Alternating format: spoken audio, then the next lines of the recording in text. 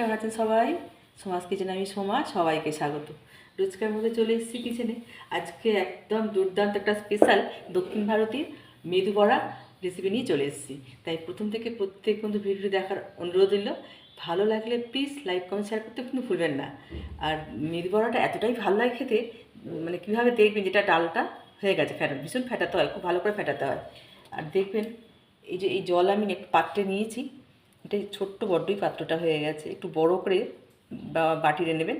এই দেখুন ভেসে গেছে, তার মানে আমার এটা এই যে ভাষাটা দেখাচ্ছি এটা হয়ে গেছে, খুব সুন্দর ফ্যাটানো হয়েছে।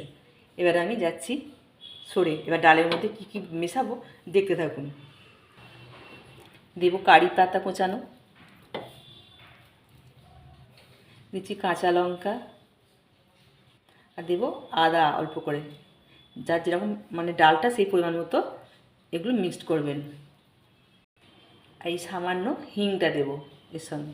এবার ভালো করে এটা মেখে নেবো আবারও। আর এটা দিচ্ছি চাল গুঁড়ো, এটা দিলে খুব মুচমুচে হবে, খেতে কিন্তু ভীষণ ভালো লাগবে। আর এই ডালেতে সামান্য আমি খাবার সোডা দিয়েছি। আমার মেদু বড়ার জন্য পুরটা একদমই রেডি। এবার কড়াই আমি ভাজবো, আর ভাজার আগে তবেই নুন মাখবেন। আগে যদি নুন দিয়ে দেন তাহলে কিন্তু এই ডালটা জল ছেড়ে দেবে, তাহলে কিন্তু পুরটা মানে ভাজার মেদু বড়াটা আর ভালো লাগবে না খেতে। তাই ভাজার আগে সামান্য নুন দিয়ে মেখে নেবেন।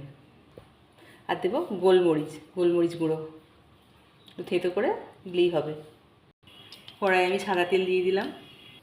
এইভাবে ভেতরের আঙুল দিয়ে ডালটাকে একটা গোলা তো তৈরি করে নেবেন। খুব কম আঁচে এগুলোকে ভাজতে হবে। এই দেখুন এরকম আকারে গড়ে নিতে হবে, মধ্যিখানটা ফাঁকা দিতে হবে। আর ডালটা খুবই শক্ত করে বাটবেন, যেন জল না হয়ে যায় ডালটা বেশি, তাহলে আর এরকম করা যাবে না। এটা সকালের জলখাবার বা বিকেলে সন্ধেবেলা চায়ে ভীষণ কিন্তু ভালো লাগে এই মেদু বড়াটা।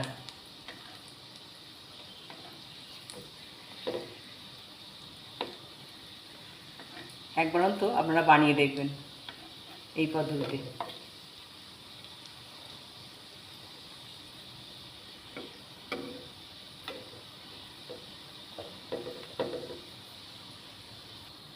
আরও একবার আমি দিয়ে দিয়েছি নারকেলের চাটনি, মানে সাম্বার ডাল দিয়ে খেয়ে দেখবেন, অসাধারণ লাগবে। আবার একবার করে উল্টে দিলাম। মেদু বড়াটা আমার একদম ভাজা হয়ে এসেছে, আর সামান্য হালকা ভাজতেই মেদু বড়া রেডি।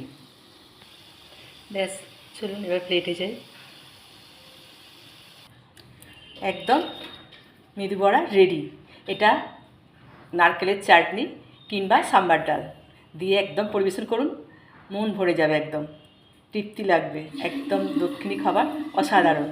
আমার ভিডিওটা ভালো লাগলে প্লিজ লাইক কমেন্ট শেয়ার করবেন নতুন বন্ধুদের জন্য। তাহলে আজকের মতো এখানে শেষ করছি। সবাই ভালো থাকবেন, সুস্থ থাকবেন। দেখা হবে রান্নাঘরে নতুন কোনো ভিডিও নিয়ে।